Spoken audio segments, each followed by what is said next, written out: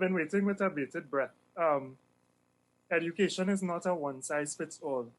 A society does not need 50% of its population to be lawyers or accountants. Um, you have to produce what your country actually needs. You have to pay attention and focus to every field. You have to respect every single individual in whatever capacity they perform as a professional. So, a sanitation engineer, uh, a teacher, uh, a farmer, you have to give them their full right, and you have to allow them and facilitate for them to advance themselves in the field that they are actively involved in, educationally and otherwise, as far as possible. That is the level that we need to reach at. And we find a lot of money has been thrown at education at different points in time by different individuals. But what have we gained in terms of efficiency from that?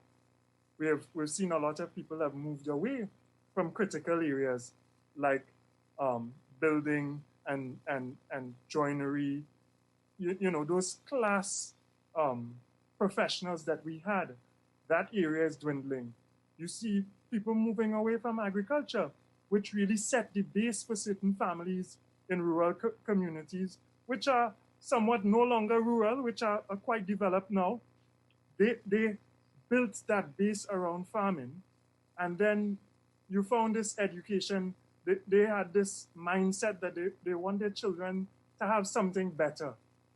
And all of their children, many of their children, have moved away from that critical area and gone into having degrees in this and that. And then you have a society that can't provide the jobs for them.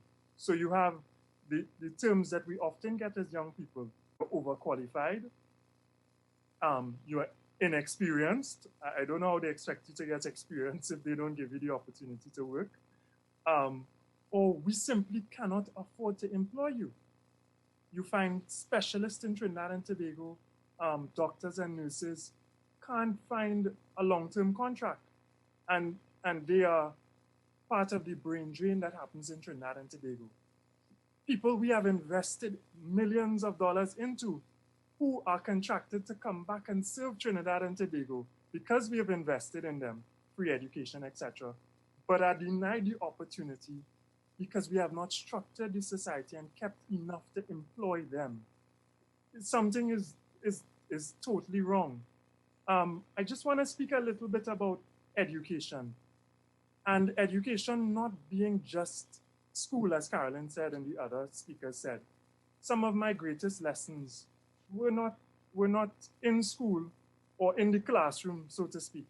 I learned some of the greatest lessons that I've ever learned on the football field.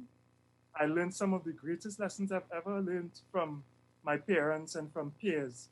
Heights of great men reached and kept were not attained by sudden flight, but while their companions slept, they kept toiling upwards through the night.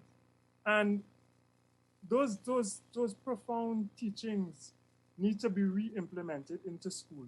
There is no purpose to teaching people logarithms, algebra, etc., and you are not giving them the basic rubric.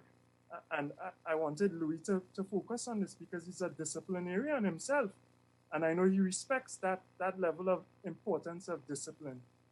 If you're not going to teach people to be kind to each other, you're not going to teach people how to interact with each other.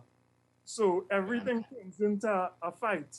You know, those basics are what we should be focused on, not this highly academic, one size fits all. You have to pass SEA for the best school, or else you are a loser. You failed. You're no good.